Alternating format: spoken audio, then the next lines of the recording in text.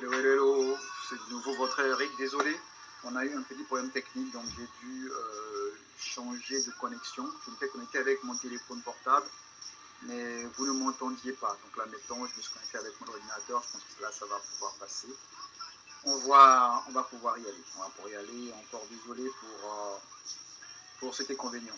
Je dis merci à Meglam qui a pu s'en rendre compte et me l'a fait remarquer. Désolé encore pour cette interruption. Bon, je ne sais même pas où est-ce qu'on en était, donc on va recommencer d'abord par la prière. C'est la meilleure des choses. On va recommencer par la prière pour remettre tout entre les mains de Dieu et puis on va pouvoir y aller. Désolé pour le léger retard, je m'en excuse encore. Donc Seigneur mon Dieu, mon roi, merci. Merci Père, toi qui as permis qu'on soit encore réunis devant toi aujourd'hui. Seigneur, oui, cette petite déconnexion qu'on a eue, mais grâce à Dieu, on a pu la régler, Papa. Merci Père pour tous tes bienfaits. Merci pour la patience que tu as mis dans le cœur de mes frères et sœurs qui ont pu patiemment attendre à ce que tout se règle. Maintenant, nous allons pouvoir apprendre de toi, Seigneur. Que la chair se taise, que ton Esprit Saint prenne le dessus. Que tout ce que nous allons apprendre vienne de toi. Que je puisse parler en ton nom, Papa. Que chaque parole qui va sortir de ma bouche soit pour ta gloire, soit pour toucher le cœur de quelqu'un, Papa. Que je puisse apprendre de toi. Que chacun puisse apprendre de toi et recevoir en ce jour. Merci, mon Dieu. Amen. Soyez de nouveau les bienvenus. Encore merci, Meglam. Donc, je disais que le thème d'aujourd'hui, c'est attention à ce que tu dis et comment tu le dis. Je vais essayer de l'écrire comme ça pour qu'on puisse ensemble travailler dessus. Attention à ce que tu dis.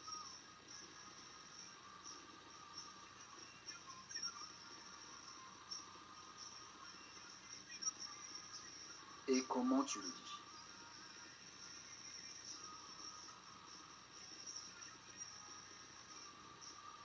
D'accord. Nous allons prendre le thème de base dans Matthieu. Je vais également l'écrire pour vous.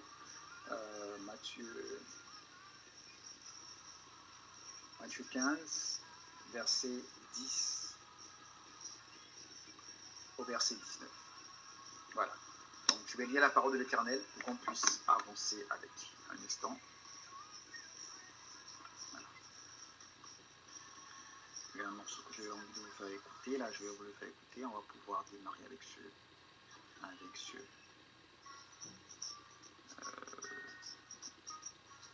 peux retomber dessus. Ce serait déjà une bonne chose.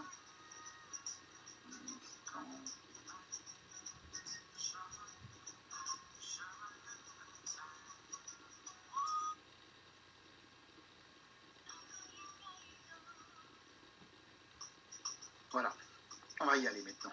Désolé pour le retard. Donc je vais lire la parole de l'Éternel. Matthieu 15, versets 10 à 19. Ayant appelé à lui la foule, il lui dit, écoutez et comprenez, ce n'est pas ce qui entre dans la bouche qui souille l'homme, mais ce qui sort de la bouche, c'est ce qui souille l'homme. Alors ses disciples s'approchèrent et lui dirent, sais-tu que les pharisiens ont été scandalisés des paroles qu'ils ont entendues? Il répondit, toute plante que n'a pas planté mon Père céleste sera déracinée. Laissez-les, ce sont des aveugles qui conduisent des aveugles. Si un aveugle conduit un aveugle, ils tomberont tous deux dans une fosse. Pierre, prenant la parole, lui dit, explique-nous cette parabole. Verset 16. Et Jésus dit, vous aussi, êtes-vous encore sans intelligence? Ne comprenez-vous pas que ce qui entre dans la bouche va dans le ventre, puis est jeté dans les lieux secrets? Mais ce qui sort de la bouche vient du cœur, et c'est ce qui souille l'homme. Car c'est du cœur que viennent les mauvaises pensées, les meurtres, les adultères, les impudicités, les vols, les faux témoignages, les calomnies. Amen. Amen, amen, amen, amen. On va pouvoir développer maintenant. Bien aimé, j'ai pris comme titre, attention à ce que tu dis et comment tu le dis. Je m'explique. Vous savez, aujourd'hui dans nos relations, il y a beaucoup de mots qui sont dus aux paroles que nous disons. qui sort de notre bouche. Ah, ma soeur, Bédéma, la bienvenue, Linda, comment tu vas? On vient juste de commencer, si tu n'es pas en retard. Donc, comme je l'ai écrit plus haut, le titre du jour, c'est « Attention à ce que tu dis et comment tu le dis ». On se base sur Matthieu 15, versets 10 à 19. Donc, on vient juste de commencer, tu n'es pas en retard. Sois la bienvenue. Donc, comme je le disais, aujourd'hui, nos relations vont mal parce qu'on communique mal. Parce qu'on dit tout de travers. Parce qu'on laisse la colère, la tristesse, la frustration nous faire dire des choses. Ici, Jésus nous dit ceci, au verset 17. « Ne comprenez-vous pas que tout ce qui entre dans la bouche va dans le ventre, puis est jeté dans les lieux secrets. Mais ce qui sort de la bouche vient du cœur, et c'est ce qui souille l'homme. » On dit souvent, il y a un adage qui dit « Vaut mieux tourner sa langue 7 fois dans sa bouche avant de parler. » C'est pour éviter qu'on ait à dire des choses qu'on peut regretter, ou dire des choses blessantes. Allons un peu dans Proverbe 13, verset 3. Que dit Proverbe 13, verset 3? Proverbe 13, verset 3 dit ceci. « Celui qui veille sur sa bouche garde son âme. Celui qui ouvre de grandes lèvres court à sa perte. » Je répète. Proverbe 13, verset 3. « Celui qui veille sur sa bouche garde son âme. Celui qui ouvre de grandes lèvres court à sa perte. » Charles, mon frère Odile, sois le bienvenu. On vient juste de commencer, t'es pas en retard. Et on va également lire Psaume 141, verset 3. Qu'est-ce qui est écrit? « Éternel, mets une garde à ma bouche. Veille sur la porte de mes lèvres. » Alléluia. Vous voyez un peu l'importance qu'il y a dans ce qui sort de notre bouche. Nos relations aujourd'hui sont malheureusement définies par rapport à ça. Vous pouvez aimer quelqu'un. Vous pouvez avoir des sentiments très forts pour cette personne-là. Le respecter. Mais vous devez savoir quoi dire. Mais si vous ne comprenez, si vous n'arrivez pas à avoir le contrôle sur ce qui sort de votre bouche, vous pouvez facilement blesser les gens. Facilement. Et c'est pour ça qu'en tant que chrétien en particulier, mais humain en général, nous devons faire attention à ce qui sort de notre bouche. Car le but, c'est pas de se souiller et encore moins de blesser l'autre qui est en face. On dit souvent que la colère est mauvaise conseillère. Effectivement, vous savez, bien-aimés, le diable essaie par tous les moyens de nous attirer vers l'obscurité. Prenez un exemple très simple. Vous êtes réveillé, vous avez prié, vous avez demandé quelque chose à Dieu, qui s'est enfin réalisé. Vous avez enfin eu cette chose tant attendue. Donc vous vous réveillez dans la journée, vous êtes tout content, tout joyeux, enfin d'avoir eu ce que vous avez demandé à Dieu. Le diable le sait. Non. Le diable va envoyer sur votre route quelqu'un qui est là que pour gâcher votre journée. Vous êtes dit aujourd'hui, je vais rendre gloire au Seigneur. Je vais remercier le Seigneur, pour tout ce qu'il a fait pour moi. Donc vous êtes tout joyeux. Il y a quelqu'un qui vient, qui vous lance tout de suite une parole blessante. N'oubliez pas que quand vous êtes réveillé, vous êtes dit, Dieu m'a exaucé. Donc aujourd'hui, je vais rendre gloire à Dieu. Je vais être dans la joie. Je vais chanter. Je vais danser. Je vais sourire parce que Dieu a fait pour moi de grandes choses. Donc vous souriez. Vous êtes dans la joie. Vous louez l'Éternel.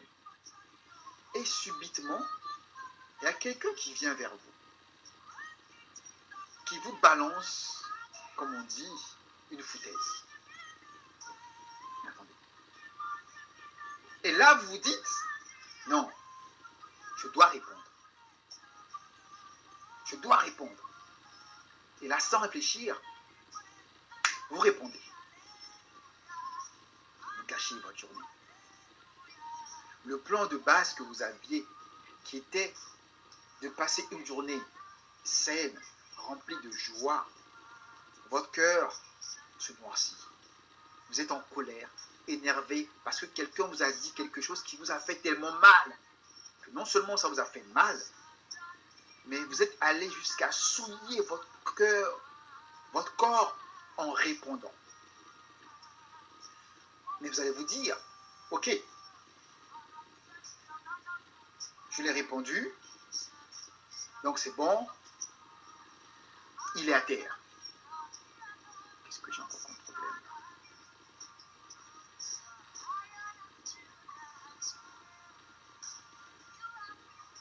Donc quand vous allez vous dire, ok, je lui ai répondu, il est à terre, tout et tout, il a mal.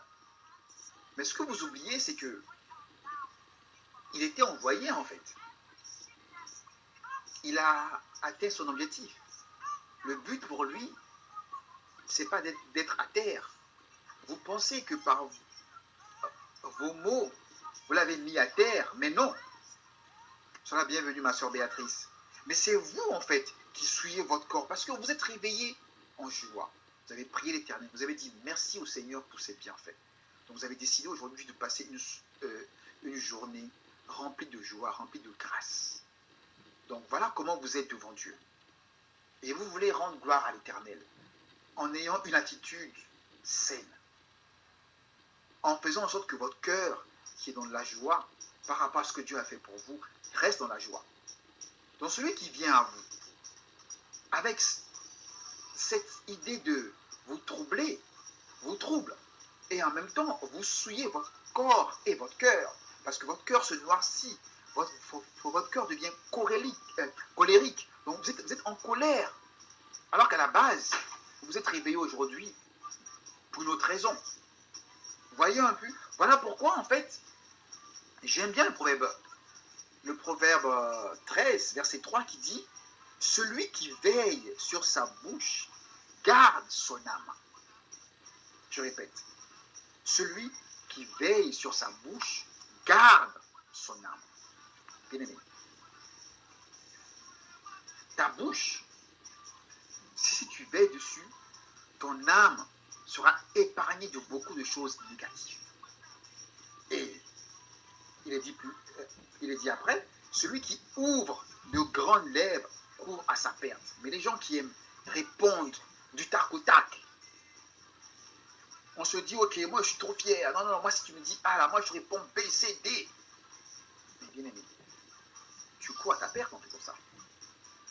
Parce qu'en ayant cette attitude-là, tu te dis, tu as un fort tempérament, tu as un fort caractère, toi, tu ne te laisses pas faire. Voilà ce que dit la Bible. Hein. Pour toi, qui te dit que tu ne te laisses pas faire, que tu réponds aux gens mal, que tu aimes mal parler quand on te provoque, celui qui ouvre de grandes lèvres court à sa perte. Parce que qu'est-ce que tu as gagné en fait? L'autre est venu vers toi. Le diable l'a envoyé pour gâcher ta journée. Il te lance une parole blessante. Tu réponds au taquet tout de suite, bam, bam, tu lui balances aussi des insultes. Qu'est-ce que tu as gagné? À part noircir ton âme, souiller ton cœur, tu n'as rien gagné. Le diable, lui qui est à côté, qui te voit, il sourit. Le diable se dit, mission accomplie. Parce que le diable, merci beaucoup Guy, self-control. Parce que le diable, lui, qu'est-ce qu'il fait? Le diable n'aime pas les bonnes choses. Avant de développer, alors aussi dans le psaume 141, verset 3, Éternel, mets une garde à ma bouche, veille sur la porte de mes lèvres. La porte de tes lèvres, c'est ta bouche. Donc je disais que le diable n'aime pas les bonnes choses. Le mec, il est dans son coin, il sait que Guy s'est réveillé aujourd'hui, joyeux.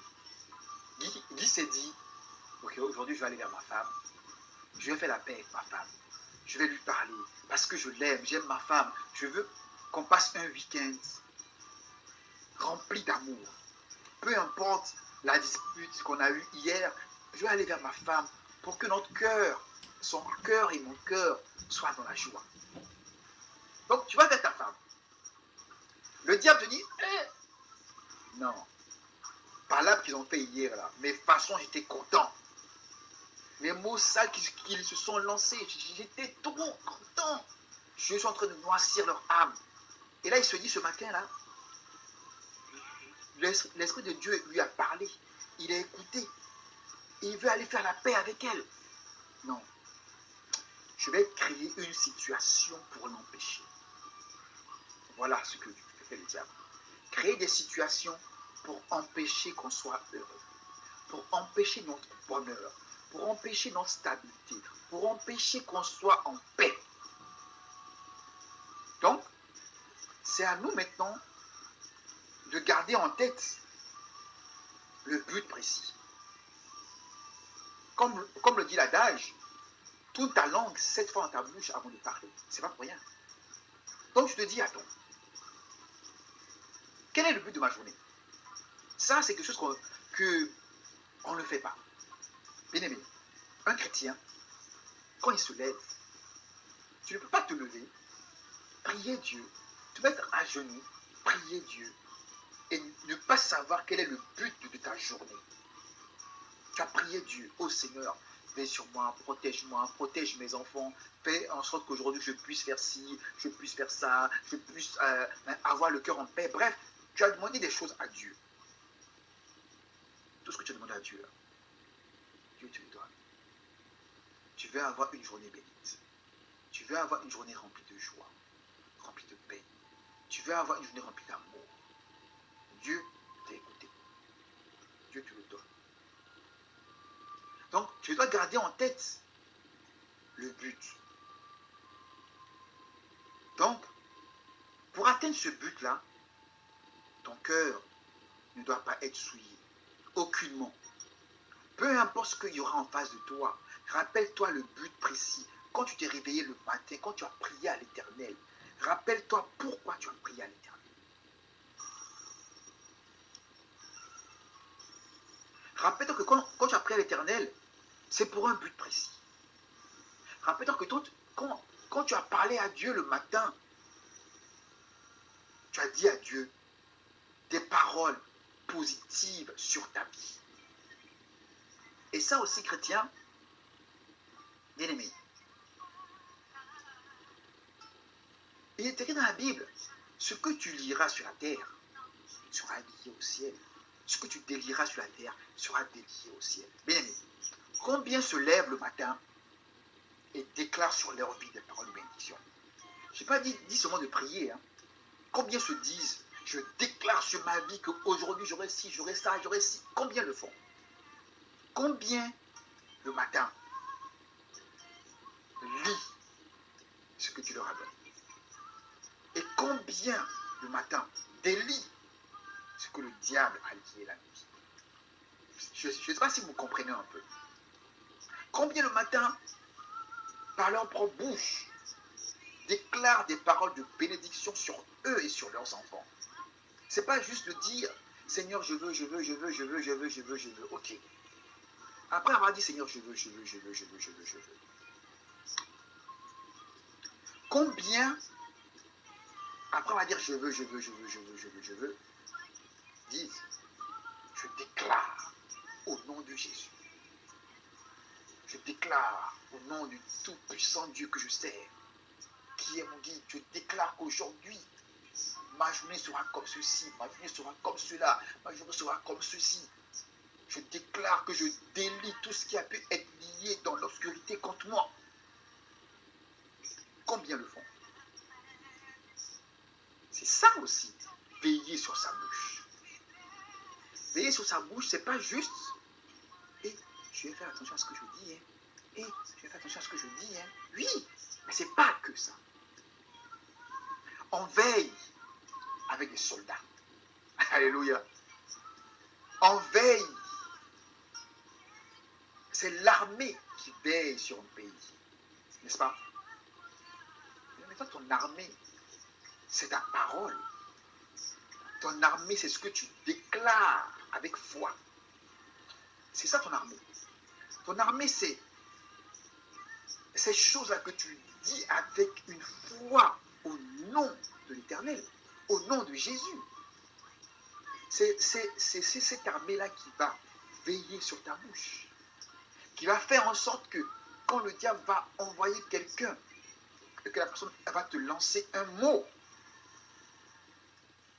tu seras calme et serein.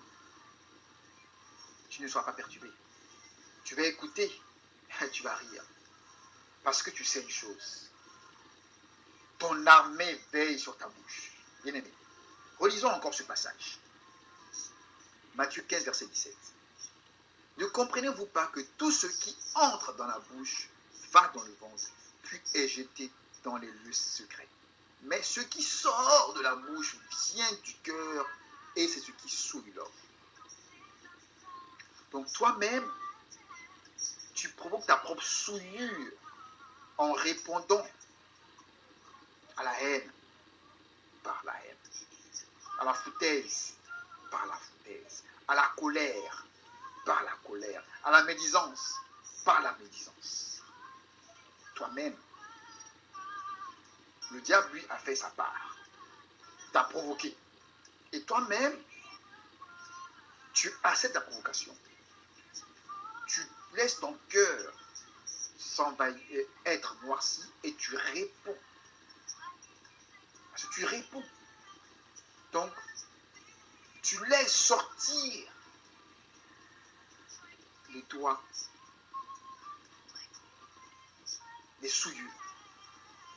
Repartons maintenant dans le Proverbe 13, verset 3. Celui qui veille sur sa bouche garde son âme.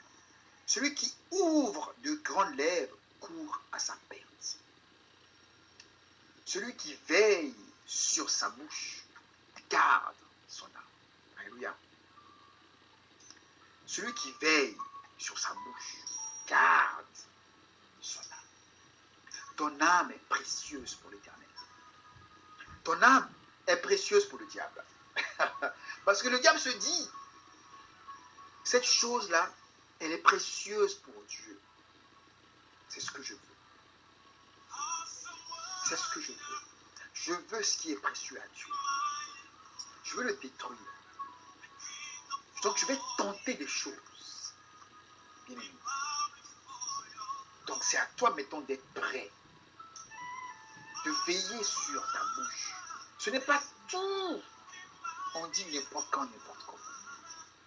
Ce n'est pas tout, on sort parce que ça doit sortir. Comme on dit, ça sort comme ça sort. Moi, tu m'as cherché, tu vas me trouver. Si jamais tu me cherches là. Comme aime le dire mon pasteur, le pasteur Edmond, quand il parle de ces genre de situation, il dit qu'il y a des gens qui disent, non, afin de Dieu là, je vais mettre ça de côté pour toi. Et tu vas voir qui je suis. Mais bien aimé, qui tu es là? Le diable applaudit.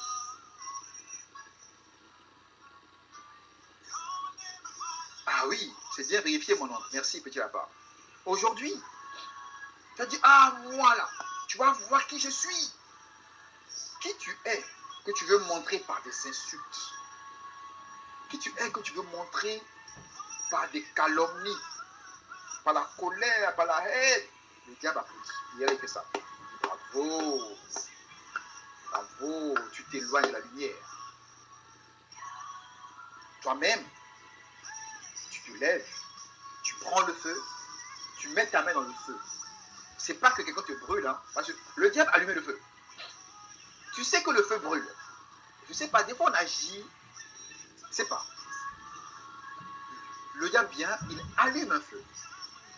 Tu es conscient que répondre à la colère par la colère va créer une tension dans ton foyer, va créer une tension dans ta famille, va créer une tension entre tes amis. Et que cette tension-là va durer des jours. Et vu que tu n'aimes pas les tensions, ça va te mettre mal à l'aise. Tu vas mal le vivre. Tu vas être stressé, pardon. Et pendant des jours, tu vas te sentir mal. Mais, tu le fais quand même. Eh oui, hein?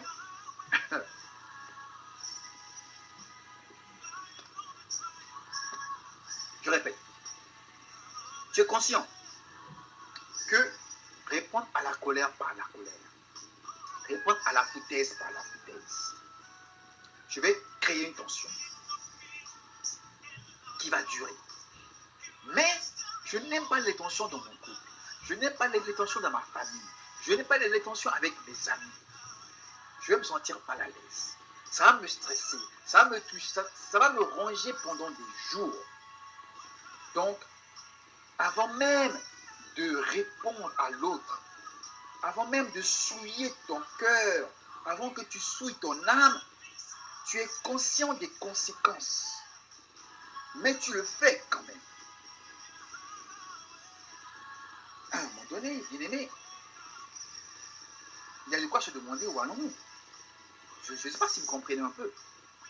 Parce que tu sais très bien, en ton âme et conscience, tu es conscient que ce que tu vas dire là va blesser. Tu es conscient que ce que tu vas dire va mettre mal à l'aise. Mais tu le dis quand même. Mais tu blesses quand même. Bien-aimé, aujourd'hui, chrétien, c'est pas juste prendre la Bible, marcher, parler de Dieu, crier sur tous les toits qu'on est chrétien, qu'on est catholique, qu'on est évangélique. C'est pas seulement ça être chrétien. Ça doit se voir dans nos actes. Par tes actes, l'on doit se dire, Christ est en lui. Donc, quand le diable provoque une situation négative plutôt, l'autre qui est en face, que le diable a envoyé pour te perturber, quand il te balance quelque chose de négatif, ton self-control, comme le dit, ta réaction, ton attitude, doit même l'amener à venir à Christ. Je ne sais pas si vous comprenez un peu. Parce que tu dois indirectement l'arracher des mains du diable. C'est ça en fait. Tu dois indirectement changer le plan du diable. Le diable l'a envoyé vers toi pour te perturber. Il t'a balancé une phrase. Ton calme, ta réponse a fait qu'il va se dire waouh. Parle-moi un peu de ton Dieu. Dis-moi un peu comment tu arrives à rester stoïque. Comment tu arrives à rester aussi calme après ce que je te dis. Et là tu vas me dire, bien, je vais t'expliquer. Va dans Proverbe 13, verset 3. Lis avec moi. Celui qui veille sur sa bouche garde son âme. Je veux que mon âme reste pure. Celui qui ouvre de grandes lèvres, comme tu viens de le faire contre moi, court à sa perte. Donc mon frère, ma soeur, ton attitude que tu as eue contre moi, tu cours à ta perte. Et là, moi je dis, l'affaire est grave, hein. Voyez un peu. Donc, indirectement, nous pouvons changer les choses. Bien aimé. Aujourd'hui, le monde va mal. On aime dire ça. Le monde va mal. Le monde va mal. Non, il y a des choses négatives qui se passent. Oui. Mais aussi des choses positives qui se passent. Et il y a des gens, face à la colère, restent calmes. Il y a des gens, face à des foutaises, restent calmes. Il y a des gens qui arrivent à sortir le meilleur de l'autre. Ça peut être toi aussi. Tu peux aussi, par ton attitude, sortir le meilleur de ton mari, sortir le meilleur de ta femme, sortir le meilleur de ton fils, de ta fille, de tes parents. Tu peux également le faire. Tu n'es pas obligé de dire, je vais mettre Dieu de côté, tu vas voir. Non. Tu n'es pas obligé de dire, je vais te montrer qui je suis. Non. Je vais te montrer de quel bois je me chauffe. Mon ami, le bois dont tu te chauffes, là, on s'en fout. La seule personne qui se soucie du bois dont tu te chauffes, c'est le diable. Donc, montrer à l'autre de quel bois tu te chauffes ne va rien arranger à sa vie et ne va faire que souiller ton âme. Alléluia. Donc, on doit, bien aimé, arriver à un moment donné à se rappeler. Quand je me suis réveillé le matin, qu'est-ce que j'ai dit à l'Éternel? Bien aimé, on doit, quand nous prions le matin, pas seulement demander, on doit aussi déclarer. Alléluia. On ne va pas seulement demander des choses à Dieu. On ne va pas seulement être là le matin à notre réveil. Seigneur, donne-moi ceci. Seigneur, donne-moi cela. Seigneur, je veux ça. Seigneur, je veux ci. Non. C'est bien. Mais on n'a pas se limiter. En fait, on a un pouvoir. Dieu a mis en nous un pouvoir. On n'a pas à limiter notre pouvoir. Après avoir demandé, remercier l'Éternel, on doit aussi pouvoir délier ce que le diable a lié la vie par nos paroles. On doit aussi pouvoir lier notre lien avec l'Éternel, lier nos bénédictions. On doit aussi pouvoir dire, je déclare sur ma vie ceci, je déclare sur ma vie, je déclare qu'aujourd'hui, peu importe qui je vais croiser sur ma route, qui essaiera de me dire des choses négatives, je déclare que je vais lui répondre avec sagesse. Oui, on doit pouvoir aussi faire ça. On doit pouvoir aussi se dire, je déclare. On doit pouvoir mettre sur notre bouche le garde. Veillez sur notre garde. Veillez sur notre bouche. Veillez, veillez. Faire en sorte que, peu importe ce que l'autre va vous dire, mon but, c'est que cette journée finisse comme elle a commencé. Ou même finisse mieux qu'elle a commencé. Pour la gloire de l'Éternel. On doit tout faire, bien aimé, pour la gloire de Dieu. On ne doit pas faire certaines choses pour sa gloire et d'autres pour la nôtre. C'est quand on agit pour notre gloire que interviennent les phrases comme « je pose la Bible de côté, tu vas voir qui je suis, est-ce que tu me connais ?» Non, parce que là, on veut répondre pour nous. Ce n'est pas pour la gloire de Dieu. On laisse Dieu de côté et on veut montrer à l'autre